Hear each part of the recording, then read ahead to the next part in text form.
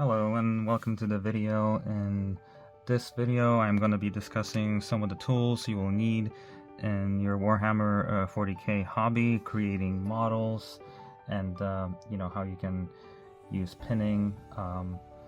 We're going to cover top 10 tools and how much they're going to cost you.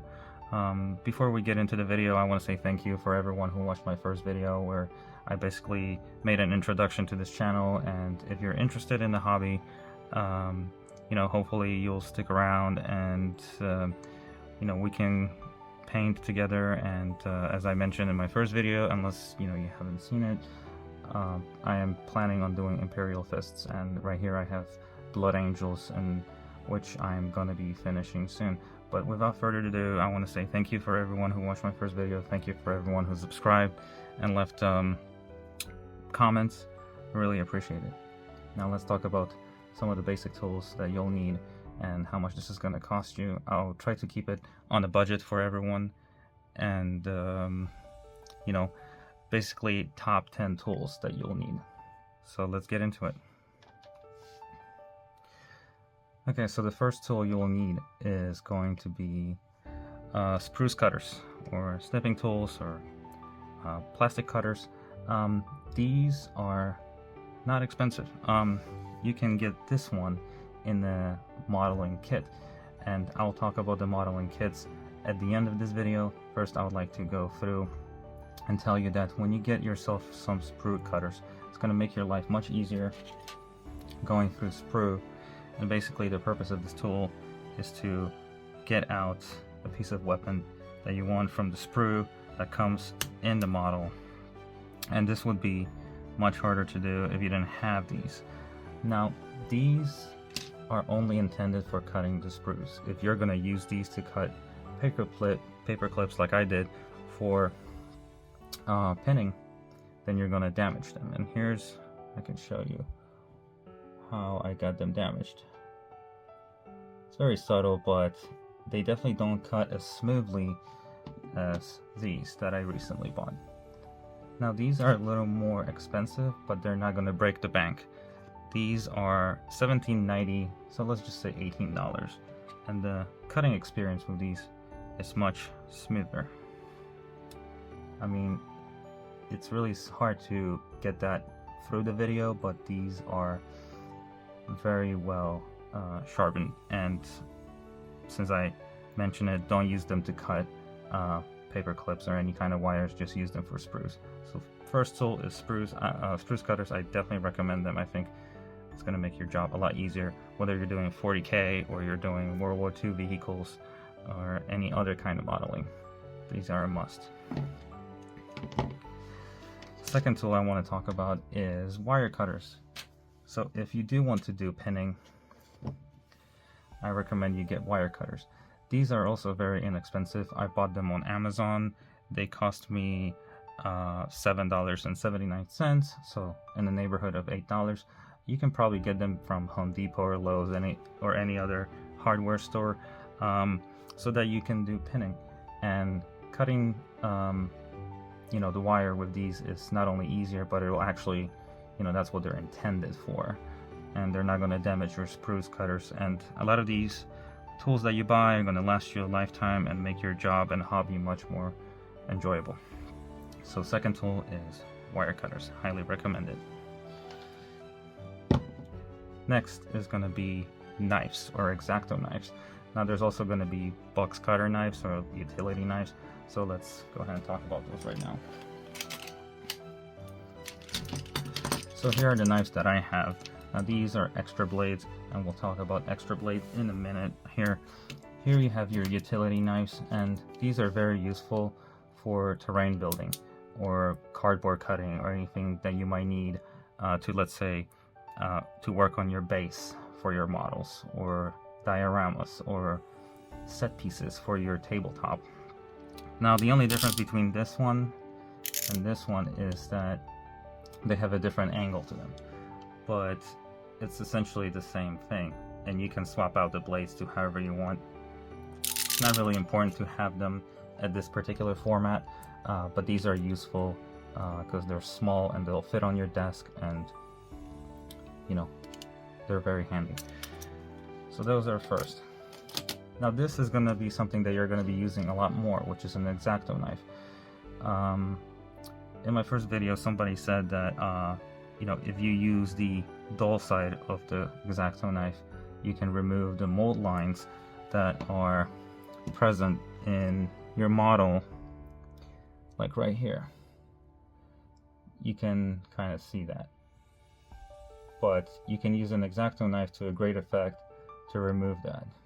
Now here I was trying to use a filer, which we'll talk about in a second, but using a sharp X-Acto knife is definitely the proper way to go. Now make sure you select a proper X-Acto knife. The simpler, the better. So this X-Acto knife that I bought is on Amazon, and it was $8.80.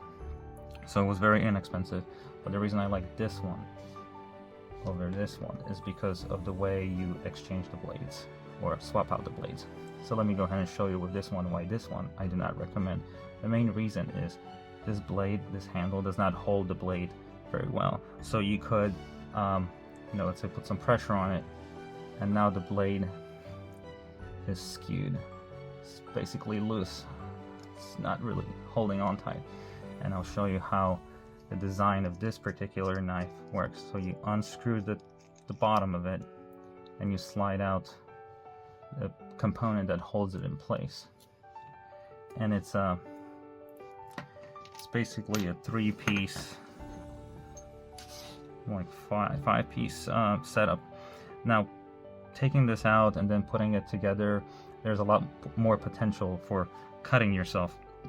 So I would not recommend getting this X-Acto knife for anything really, whether you're modeling or doing Warhammer 40k. This knife is not as good as this one. Now I'll show you why this one I think is far better. Because in order to exchange the blade, all you have to do is twist the end of it, and that's it, you're done. And then you put in a new blade, and you screw it back on, and you're done. So simpler design, overall better. They also have one of these where the twisty part of it is down here, and I found myself using the one where the twisted part is at the bottom, and during cutting or scraping, whatever, this would get loose, and then you would have the same issue where this part comes loose and the blade is not holding. So I think having the twisted part at the top is far better. So I would recommend getting this tool. And somebody left on my first video that a lot of these parts are very tiny, and tweezers will be very useful, and I will talk about those in this video as well. Cutting or scraping the mold lines with the X-Acto knife is, in my opinion, the best way to do it, because if the knife is sharp, it's not going to slip. If you have a dull knife, then it's going to slip and you're going to cut yourself, because even though it's going to be dull, it's going to be sharp enough to cut you. So I would recommend holding it in such fashion where you are controlling the tip of the knife with the index finger.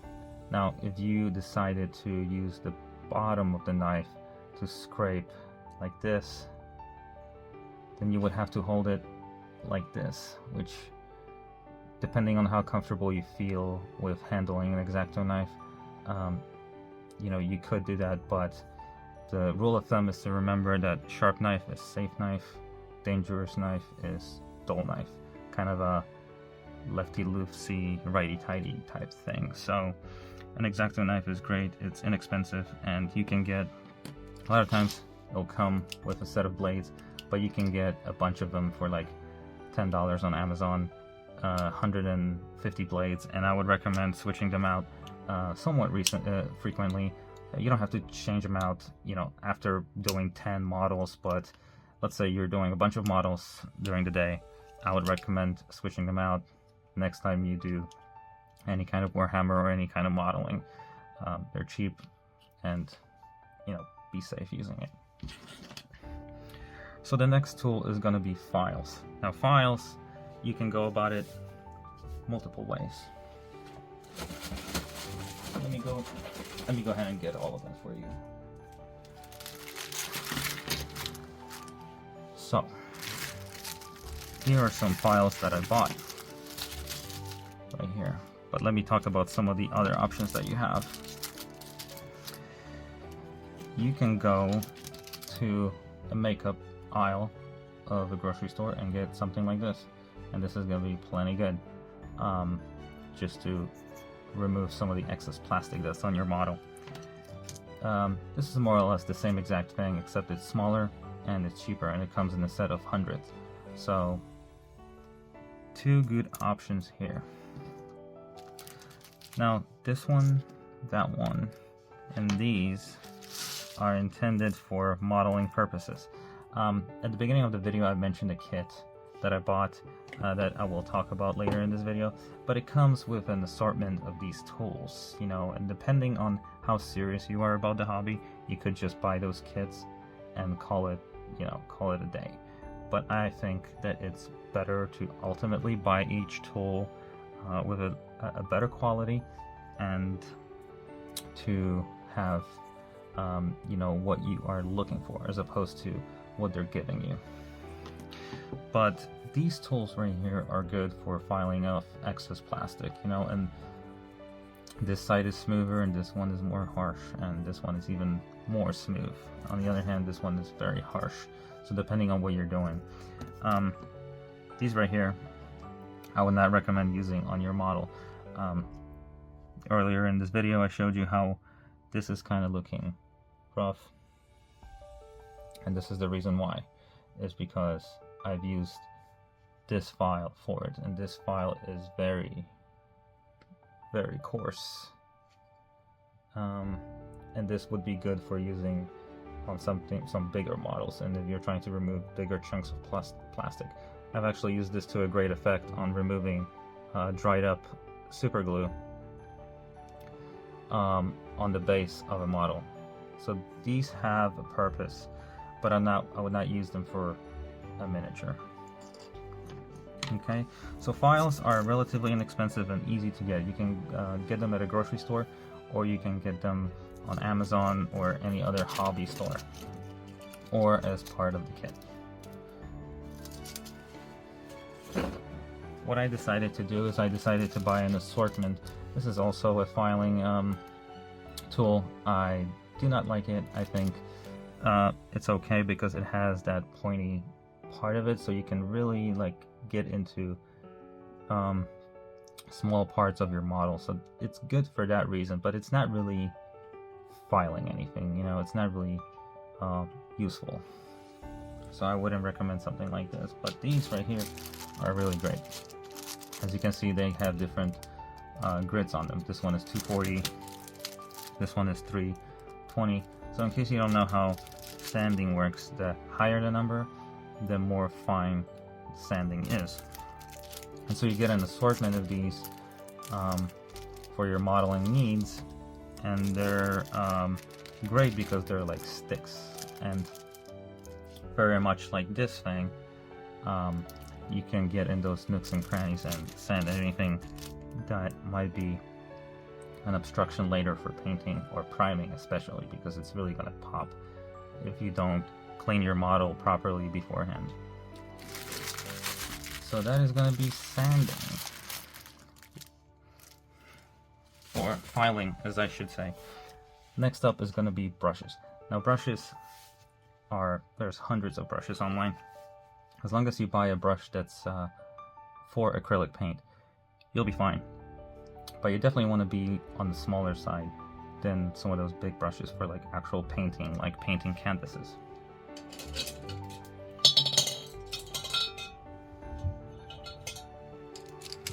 Now here are the brushes that I have. Now let me go ahead and walk you through this a little because I have a lot. So let's start with these.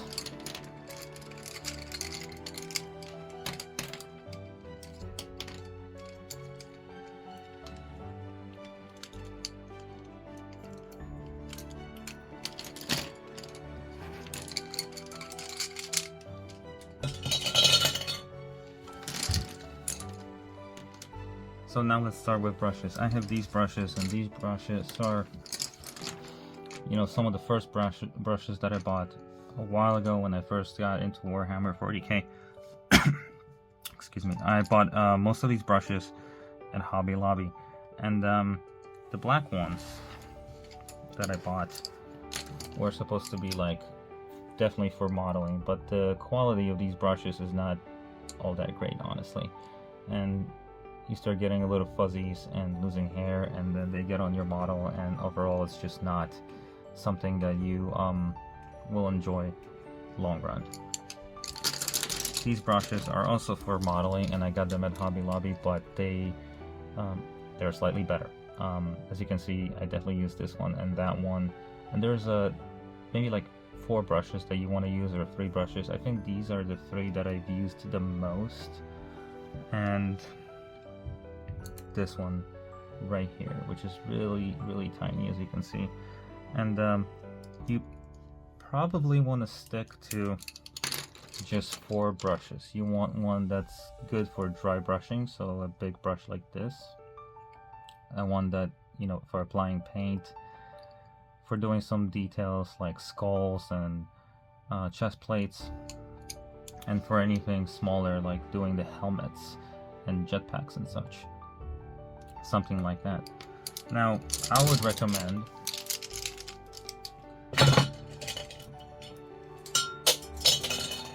that you went ahead and bought a set like this. A set like this on Amazon will run you basically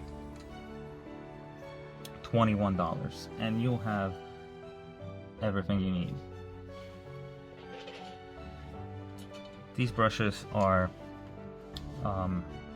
good for, I mean, they're good for what you need. And a brush like this, which is 4/0, has this really nice fine tip, which is going to be great for doing your helmets and doing your eyeballs and such. So I would really recommend using something small like this. A brush like this, I should say this one right here, that's going to be good for dry brushing or even doing some washes. Plenty good. For the price, I think this is a fair amount of brushes, and you can kind of figure out what you like and what you don't like, and use whichever brush combination you like. That's why I would say recommend going with a bigger set like this and just pick what you like, because it's going to be hard for you to know what, you know, 3 or 4 brushes you're going to need exactly until you actually get into painting Warhammer or whatever assortment of models that you do.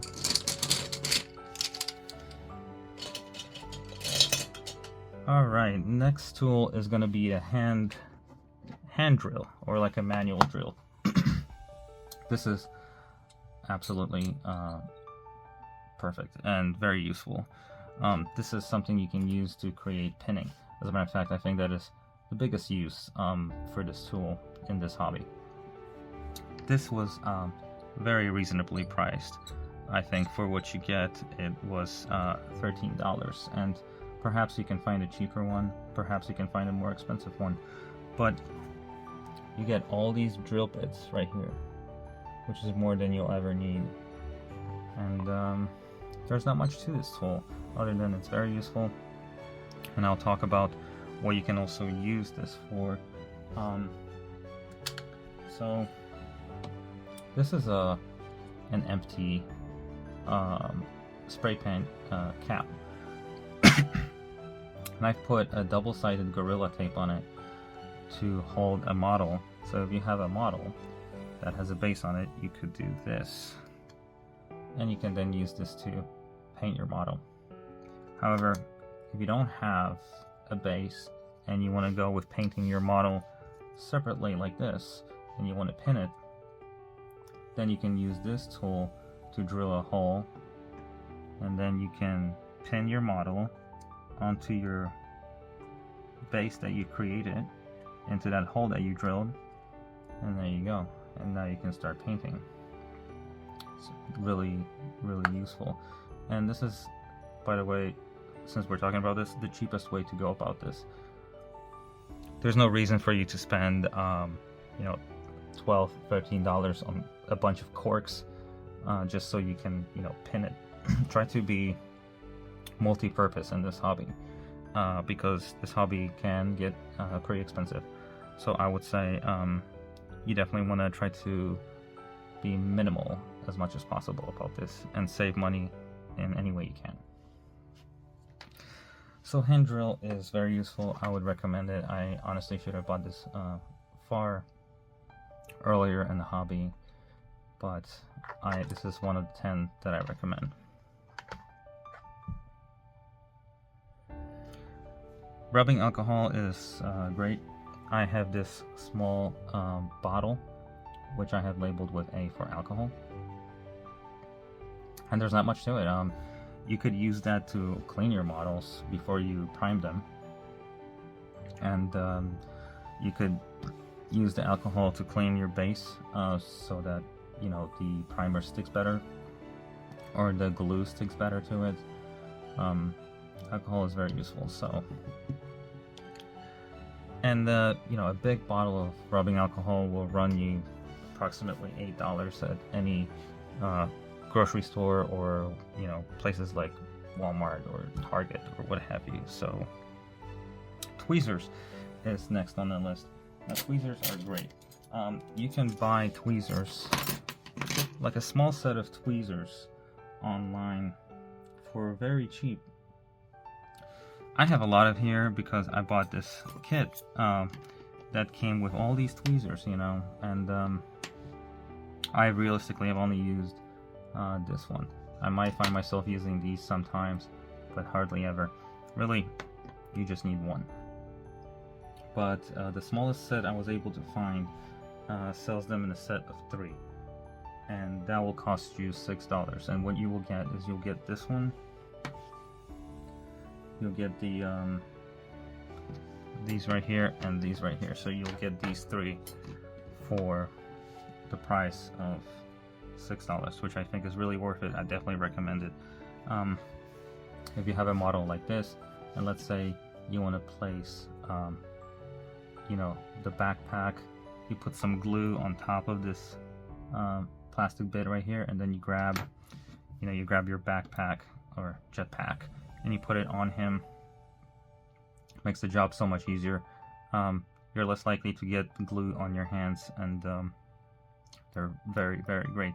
As a matter of fact, one of the, as I mentioned previously, commentators mentioned that tweezers are very useful because some of these parts are very tiny. I mean, you look at some of these parts. I mean, they're very tiny. So if you were to grab this piece, and I guess you could use your tweezers, or you could use your hands, but you could use the tweezers, and then you could put this somewhere on his belt. I don't even know where this would go, to be honest with you. It would be pretty cool if it was on his shoulder pad, I think, but yeah, tweezers are a definite must. Next is super glue. Super glue is plenty. I've actually been using this glue. I've also been using the Gorilla Glue. I like this one a little more because it's more liquidy. This one is more gel-like. This one is nice because it's got extra time control, so it takes longer to dry. It's not like one of those where you touch a piece of plastic and it just freezes. So this is nice, especially if you want to wiggle around some stuff. I've also bought this because this is something that hobbyists use a lot. This is basically rubber cement, or like liquid rubber cement. This works very well, but it's very smelly. Even though it's closed right now, I can still smell it a little bit. So I would recommend using this in a well-ventilated area, preferably, you know, next to a window. It does come with, you know, a warning, so keep this out of reach of kids and animals. and just overall be careful while playing with this, because it is very smelly and it's not good to breathe. That's why I think it would be better to go with something like this that's more indoor friendly, if it makes sense. But if you're careful on what you're doing, you don't try to rub your eyes or something like that. Just, I do not. This is something that it is toxic. It smells very bad, and I would be careful while using it. I know I might be overreacting a little bit, but harmful chemicals are just bad for you. So that's why when priming, when using glue, always remember to wear a respirator and be outside. If you wanna, if you're like me and you're doing this inside, use something that's less harmful. But I always keep a window open when I use these. So yeah, so that's super glue. You're gonna need super glue. Try to pick the best one. This one has been doing pretty good for me, so I'm pretty happy with it.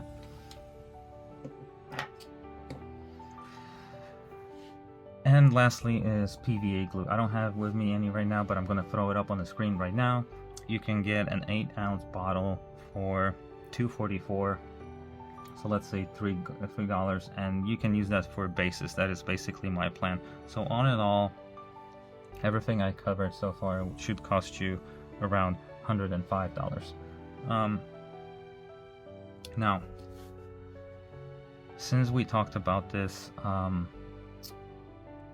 you could also just go ahead and buy a kit with different modeling tools. Now, you're not going to get wire cutters in there. You're not going to get glue. You're not going to get, you're not going to get these spruce cutters. You're going to get these spruce cutters.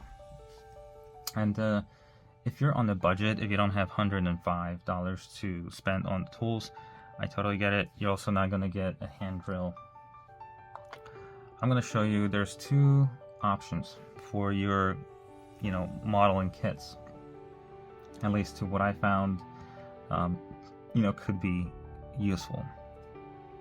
You have a first option, which is $7.99, so $8, and I'll throw a picture of that right now. And this this kit right here is reasonably priced, and it will get you everything you need. You'll have your X-Acto knife, you'll have your filer, you'll have 2 pairs of tweezers, 2 sticks for filing, and you'll have those spruce cutters that I mentioned. You can go for a more expensive kit, and you're going to get a lot more tools. And this is what I bought a while ago. It's a very nice kit, but some of this stuff is not very useful.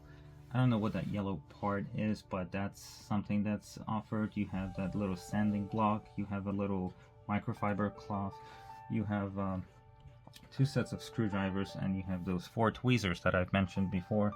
You also get all these filers, an X-Acto knife, spruce cutters, a ruler, and 2 filing sticks. So you get all of that for, basically $19. Now that's a pretty good deal if you consider that these clippers right here cost me $18. But remember, you get what you pay for. So the more you put into this hobby, the better experience you're gonna have. But you also don't want to overspend, if that makes any sense. So I hope you enjoyed this video. I really enjoyed making this for you. In the next video, I'm probably gonna talk about paint, but I am briefly gonna mention that personally, I'm gonna go with Vallejo paint. That's a VALLEJO paint, and they sell really pretty good quality paint for the price. But I think I'm gonna do a mixture of paints where I'm gonna go with basically your Citadel paint, and like I said, the Vallejo paint, which is also available. They sell them individually. One jar would be $10, and a set of them would be $46. Citadel sells their paint, as of making of this video, for $7.88. and you could get a set from, from Citadel anywhere from $35 to $45. So it's about the same. It's honestly personal preference. I think getting your paint from Citadel is easier, so that's what I will recommend. I'm not sure if I'm going to make a whole video on just paint, but I could. There's just not much to say about it, in my opinion, because it's just something that you're going to discover as you go. So the more you paint, the more modeling you do, the more you're going to discover what works for you, what doesn't. Maybe you don't, paint with paintbrushes. Maybe you paint with an airbrush. I'm not sure, but whatever your technique is something that is going to work for you. And just remember that this is a hobby. You're supposed to have fun. You're not supposed to try to compete with YouTubers who have, hundreds and hundreds of dollars. I don't have that, but I'm just saying that if you're, 18 or 20 and you don't necessarily have a lot of money to put into this hobby, then, just get into it and have fun. That is ultimately what, anything is about. Just enjoy yourself. And I want to say thank you for watching, and I'll see you in the next video.